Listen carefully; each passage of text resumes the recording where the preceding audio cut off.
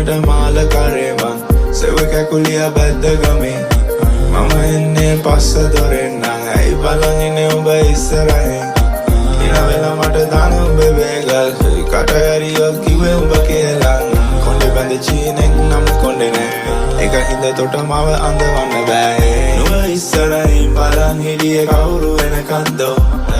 මම පිටිපස්සට උරුණොතින් ඉස්සරහින් එන්නේ බ්‍රෝ මට මේවා දිරවන්නේ මට වේගල් ඕනෙම නෑ මට වෙන ගෙනු නැත්තෙත් නෑ ඉඟ පද්ද